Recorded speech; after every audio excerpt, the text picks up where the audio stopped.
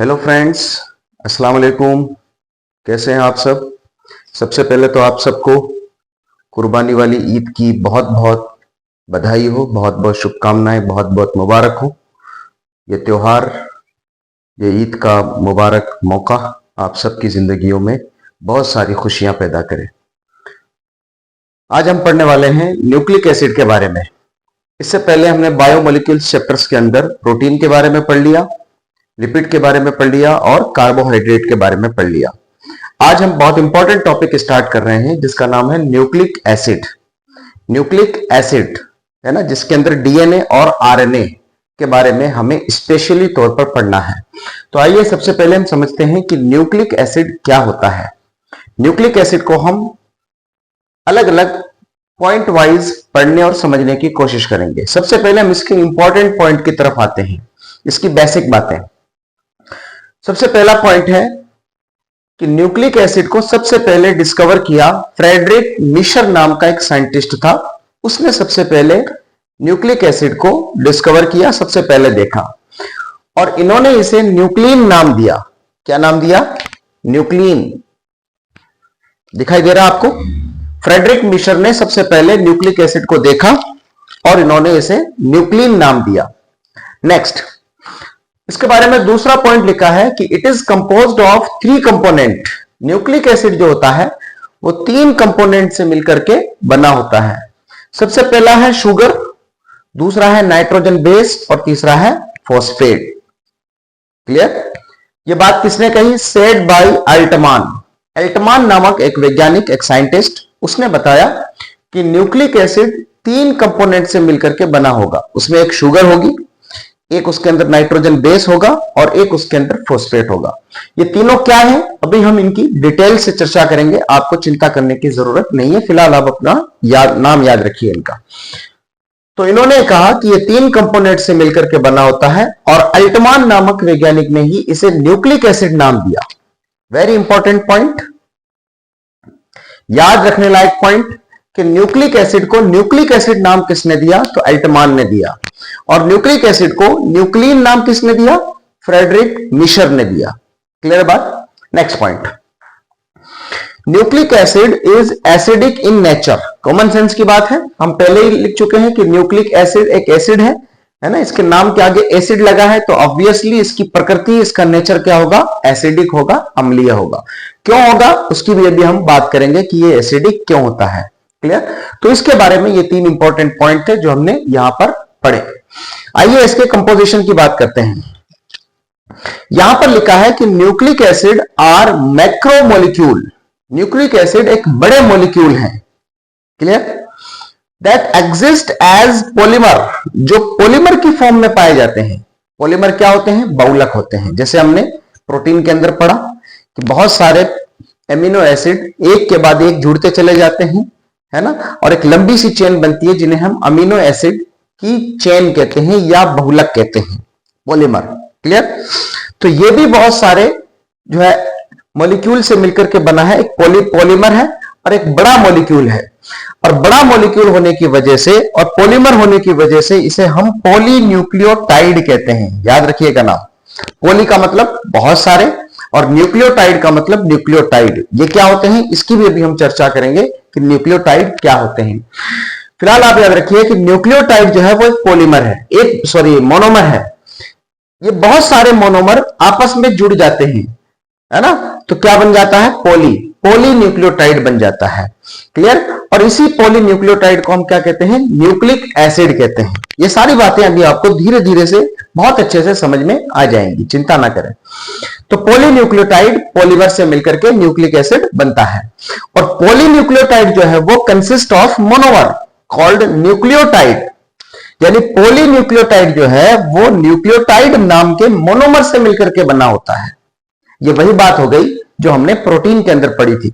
हमने क्या कहा था कि प्रोटीन एक पॉलीपेप्टाइड चेन है जो अमीनो एसिड का बहुलक है, पॉलीमर है। क्लियर है? यानी जब आप प्रोटीन को तोड़ेंगे तो प्रोटीन के टूटने से क्या बनेगा? मोनोमर बनेगा। मोनोमर क्या है उसका? Amino acid. और यही बात हमने कार्बोहाइड्रेट्स के अंदर भी पढ़ी थी। हमने कहा था कि पॉलीसेकेराइड्स जो होते हैं, जैसे फॉर एग्जांपल ग्लाइकोजन, तो पॉलीसेकेराइड जो है वो बहुलक हैं किसके? सेकेराइड्स के। ऑलराइट, पॉलीमर हैं किसके? सेकेराइड से मिलकर बने हुए हैं, यानी सेकेराइड उसका मोनोमर हो गया और बहुत सारे मोनोमर जब आपस में जुड़ गए तो पॉलीसेकेराइड बन गया। क्लियर है बात? वही बात यहां पर कह रहे हैं कि मोनोमर इसका है न्यूक्लियोटाइड, तो बहुत सारे न्यूक्लियोटाइड मिल गए, क्या बन गया? पॉलीन्यूक्लियोटाइड। क्लियर? और इसी पॉलीन्यूक्लियोटाइड से क्या हो गया? न्यूक्लिक एसिड बन गया। क्लियर है बात यहां तक की? अब यहां पर देखिए कि न्यूक्लियोटाइड क्या है ना? अभी हमने कहा ना कि न्यूक्लिक एसिड को बनाने के लिए क्या चाहिए? न्यूक्लिक एसिड जो है उसको बनाने के लिए न्यूक्लियोटाइड का होना जरूरी है। जैसे प्रोटीन को बनाने के लिए एमिनो एसिड का होना जरूरी है, जैसे लिपिड को बनाने के लिए फैटी एसिड का होना जरूरी है, जैसे पॉलीसेकेराइड्स को बनाने के लिए सेकेराइड्स का होना जरूरी है। क्लियर? उसी प्रकार से न्यूक्लिक एसिड को बनाने के लिए न्यूक्लियोटाइड का होना जरूरी है। तो हमें समझना होगा कि व्हाट इज न्यूक्लियोटाइड। जैसे वहां पर हमने अमीनो एसिड की स्ट्रक्चर देखी थी, हमने फैटी एसिड की स्ट्रक्चर देखी थी, हमने सेकेराइड्स की स्ट्रक्चर भी देखी थी। क्लियर? उसी प्रकार से न्यूक्लिक एसिड का जो बेसिक मोनोमर है जिसे हम न्यूक्लियोटाइड कहते हैं, उसकी स्ट्रक्चर को भी हमें क्या करना होगा? समझना होगा। तब हमें जाकर के पॉलीन्यूक्लियोटाइड समझ में आएगा और उसी के आधार पर हमें न्यूक्लिक एसिड समझ में आएगा। क्लियर है बात दोस्तों? चलिए देखते हैं इसकी स्ट्रक्चर को। देखिए यहां पर दो तरह की टर्मिनोलॉजीज का हमने यूज किया है, एक है न्यूक्लियोटाइड और दूसरी है न्यूक्लियोसाइड।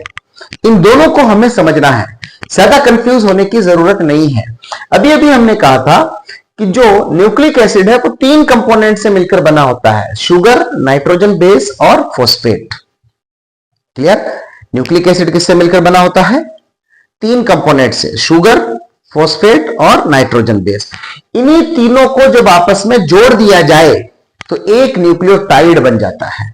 सिंपल सी बात आपको याद रखनी है, जब इन तीनों को आपस में जोड़ दिया जाए तो क्या बनता है? एक न्यूक्लियोटाइड बनता है। यहां पर देखें, ये स्ट्रक्चर देखें, यहां पर सबसे बीच के अंदर देखें, आपको है ना एक स्ट्रक्चर नजर आ रही है, ये है शुगर, और शुगर यहां पर इस्तेमाल होगी पेंटोस शुगर।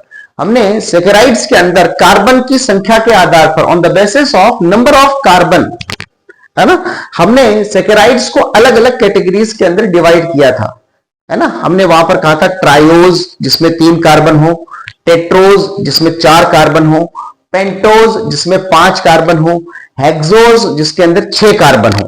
तो यहां पर देखें, यहां पर 5 कार्बन है, एक इस कोने में, एक इस कोने में, एक इस कोने में, एक इस कोने में और एक यहां पर 5 कार्बन।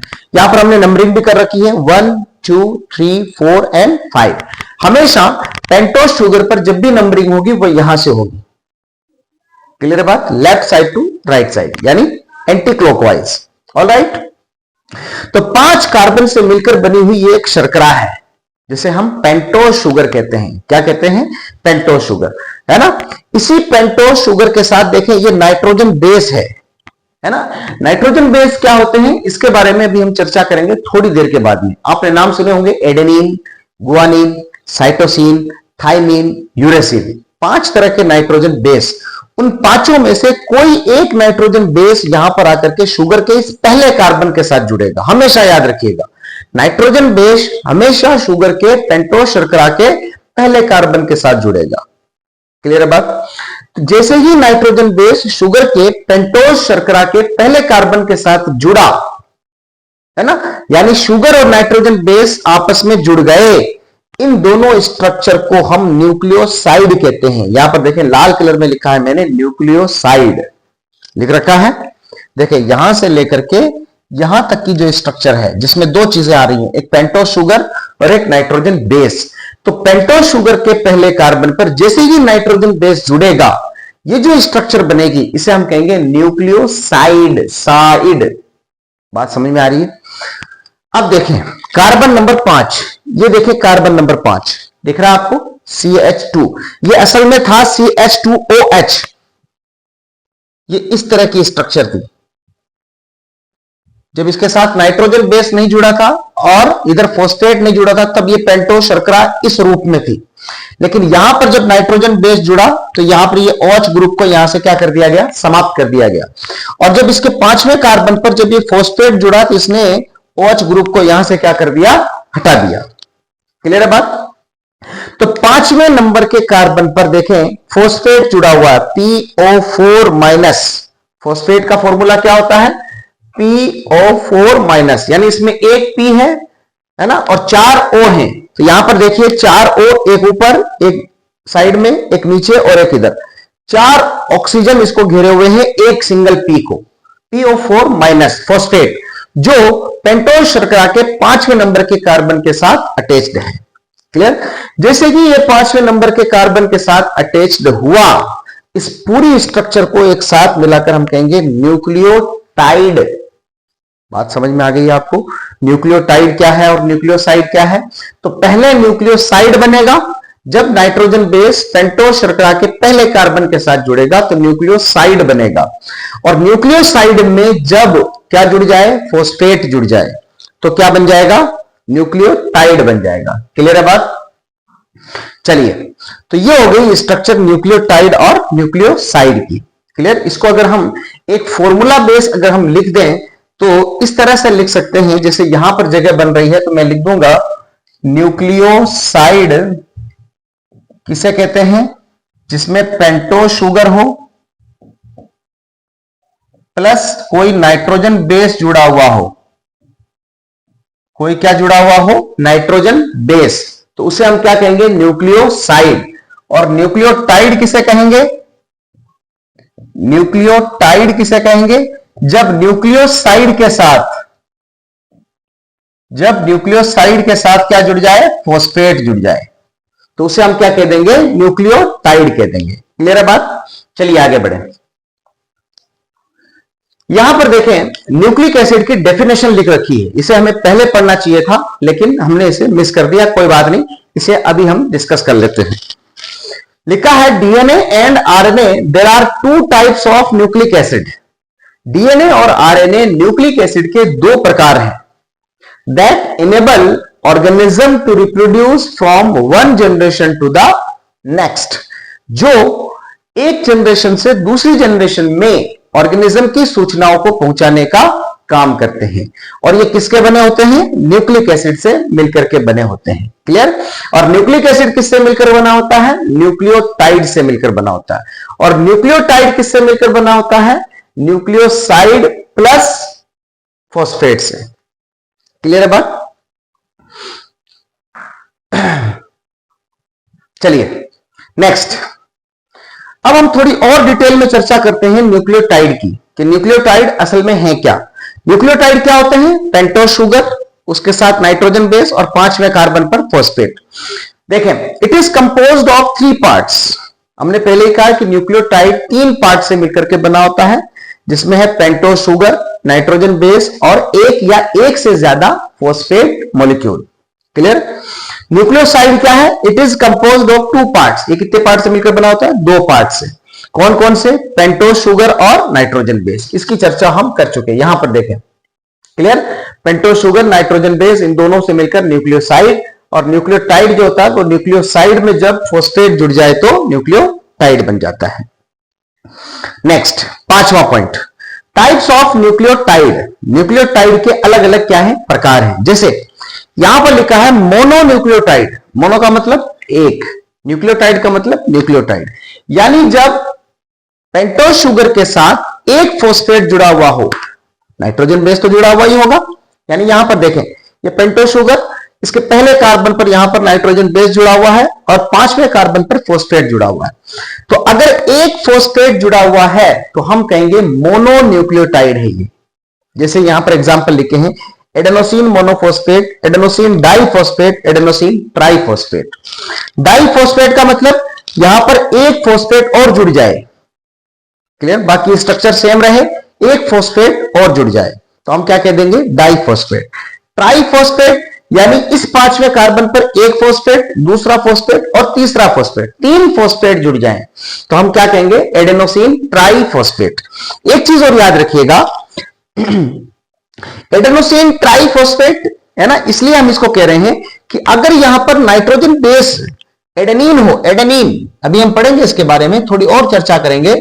जैसे यहां पर नाइट्रोजन बेस एडेनिन हो, तो एडेनिन जब पेंटोस शर्करा के साथ जुड़ा होता है तो इस स्ट्रक्चर को हम न्यूक्लियोसाइड तो कह ही सकते हैं, साथ ही साथ एडेनोसिन भी कह सकते हैं। क्या कह सकते हैं? याद रखिएगा नाम, न्यूक्लियोसाइड तो कह ही सकते हैं, लेकिन अगर एक स्पेसिफिक नाइट्रोजन बेस जिसका नाम एडेनिन है वो पेंटोस शर्करा के पहले कार्बन के साथ अगर जुड़ जाए तो हम उसे एडेनोसिन भी कहते हैं। क्लियर है बात? और इसका नामकरण कर सकते हैं कि पेंटोस शर्करा, अगर आपको याद हो तो हमने वहां पर दो एग्जाम्पल लिखे थे, राइबोस और डीऑक्सीराइबोस। याद आ गया आपको? डीऑक्सीराइबोस पाई जाएगी डीएनए के अंदर, राइबोस पाई जाएगी आरएनए के अंदर। इसको हम पढ़ेंगे जैसे जैसे हम आगे बढ़ेंगे। जैसे फॉर एग्जांपल यहां पर मुझे यहां पर देखे OH ना नजर आकर के H नजर आ रहा है, तो ये डीऑक्सीराइबोस शर्करा है। और अगर मैं इसको OH कर दूं यहां पर OH, तो फिर ये राइबोस शर्करा हो जाएगी। क्लियर है बात? यहां पर पढ़ेंगे, देखें हम यहां पर ये राइबोस और डीऑक्सीराइबोस, यहां पर देखें इसको, यहां पर देखें इस स्ट्रक्चर के अंदर, है ना, सिर्फ डिफरेंस ये है इन दोनों के अंदर कि यहां पर OH है, यहां पर H है। यहां पर एक ऑक्सीजन की क्या है? कमी है, बाकी स्ट्रक्चर क्या है? सेम है। तो अगर एक ऑक्सीजन की कमी है, यानी एक ऑक्सीजन गायब हुआ है, तो हम कहेंगे डीऑक्सीराइबोस, और अगर एक ऑक्सीजन मौजूद है तो हम कहेंगे राइबोस। ये दोनों की दोनों ही पेंटोस शर्करा है। तो यहां पर अगर फॉर एग्जांपल जैसे मैंने ये लिखा है तो ये डीऑक्सीराइबोस शर्करा है, तो डीऑक्सीराइबोस शर्करा पर अगर एडेनिन जुड़ गया तो हम इसको ऐसे भी कह सकते हैं डीऑक्सीराइबोस एडेनोसिन। क्लियर है बात? न्यूक्लियोसाइड कह सकते हैं, एडेनोसिन कह सकते हैं, डीऑक्सीराइबोस एडेनोसिन कह सकते हैं। ये तीनों नाम इसके लिए सूटेबल है। एडेनिन की जगह ग्वानिन आ जाए तो हम क्या कह सकते हैं? इसको न्यूक्लियोसाइड कह सकते हैं, ग्वानोसिन कह सकते हैं। क्लियर? और डीऑक्सीराइबोस ग्वानोसिन भी कह सकते हैं। क्लियर? अगर इनके साथ एक फॉस्फेट जुड़ा हुआ है तो हम इसको कह देंगे न्यूक्लियोसाइड, तो न्यूक्लियोटाइड तो कह ही सकते हैं, प्लस हम इसको क्या कह सकते हैं? एडेनोसिन। इन दोनों को हमने अभी एडेनोसिन नाम दिया था, इन दोनों को एडेनोसिन। एक फॉस्फेट है तो मोनोफॉस्फेट, दो फॉस्फेट है तो एडेनोसिन डाइफॉस्फेट, और अगर तीन फॉस्फेट है तो हम कहेंगे एडेनोसिन ट्राइफॉस्फेट। क्लियर है बात? है ना? समझने की कोशिश कीजिए, बहुत इजी है, कोई ज्यादा मुश्किल बात नहीं है। तो वही बात यहां पर लिखी है कि अगर एक फॉस्फेट हो तो हम कहेंगे एडेनोसिन मोनोफॉस्फेट। एडेनोसिन क्यों कह रहे हैं? क्योंकि यहां पर नाइट्रोजन बेस कौन सा है? एडेनिन। किसके साथ जुड़ा हुआ है? पेंटोस शर्करा के पहले कार्बन पर।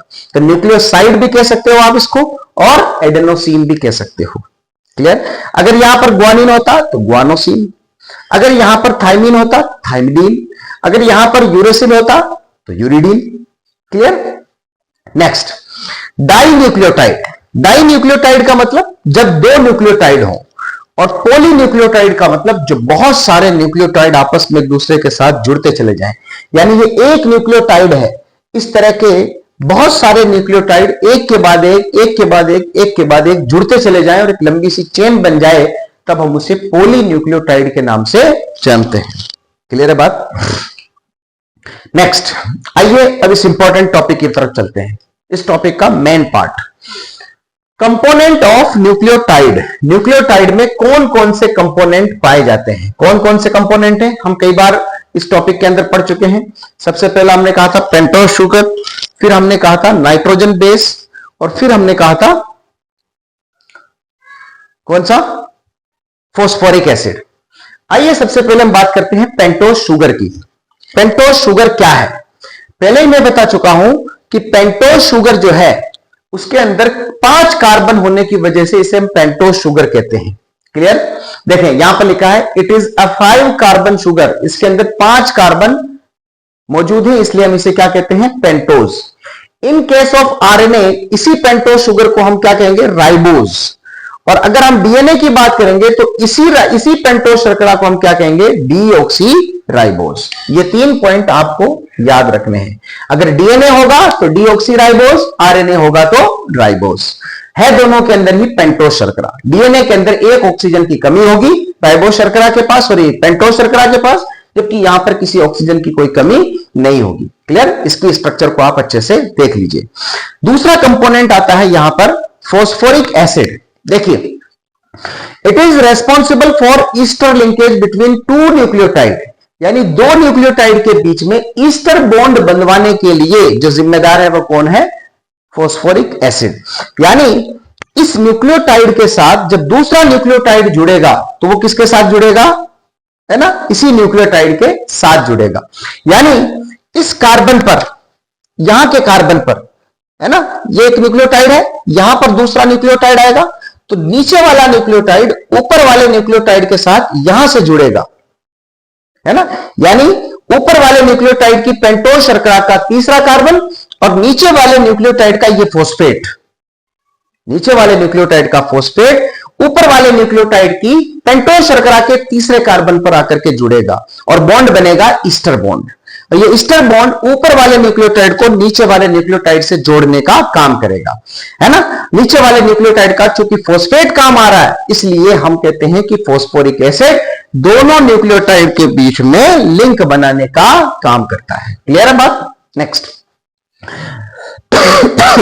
Charge on DNA and RNA is negative due to phosphoric acid. DNA और आरएनए पर जो चार्ज होता है वो किसकी वजह से नेगेटिव होता है? इसी फॉस्फोरिक एसिड की वजह से क्या होता है? नेगेटिव होता है। क्लियर है बात? देखें, इसको इस तरीके से भी आप समझ सकते हैं कि यहां पर अगर हम इसकी स्ट्रक्चर बनाएं तो इस तरह से इसकी हम स्ट्रक्चर बना सकते हैं, है ना। PO4 माइनस, यहां से एक हाइड्रोजन जो है वो, एक इलेक्ट्रॉन जो है, प्रोटॉन जो है वो रिलीज होगा, है ना। यहां पर देखें इसको, है ना, यहां पर देखें, ये जो मैंने स्ट्रक्चर बनाई है इसी स्ट्रक्चर को आप यहां पर ले आए। यहां पर देखें, एक हाइड्रोजन गायब हो गया क्योंकि यहां से क्या बन गया? बॉन्ड बन गया। क्लियर?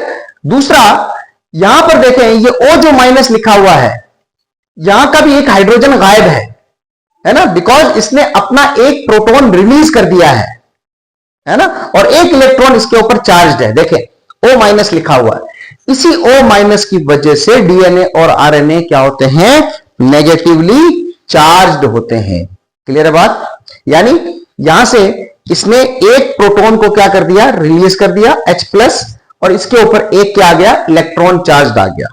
क्लियर? इसी की वजह से डीएनए और आरएनए क्या होते हैं? नेगेटिवली चार्ज्ड होते हैं। Next, it has acidic nature, that's why DNA and RNA are called nucleic acid, है ना। फॉस्फोरिक एसिड जो है वो एसिडिक नेचर का है, एसिडिक नेचर होने की वजह से ही डीएनए और आरएनए भी क्या होते हैं? एसिडिक होते हैं। क्लियर है बात? नेक्स्ट, लास्ट, तीसरा कंपोनेंट, नाइट्रोजनिक बेस या नाइट्रोजन क्षार। Each nitrogen base contain 1 or 2 rings that include nitrogen atom. यानी जो नाइट्रोजन क्षार हैं उनके अंदर या तो एक रिंग होगी या उनकी स्ट्रक्चर में 2 रिंग होगी। देखें यहां पर, नीचे देखें, यहां पर ये एक रिंग या फिर इस तरह की 2 रिंग, है ना।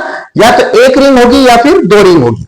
अगर एक रिंग है तो हम उसे कहेंगे पाइरिमिडीन, और अगर 2 रिंग है तो हम उसे कहेंगे प्यूरिन। देखें, नाइट्रोजन बेस के 2 प्रकार, पाइरिमिडीन और प्यूरिन।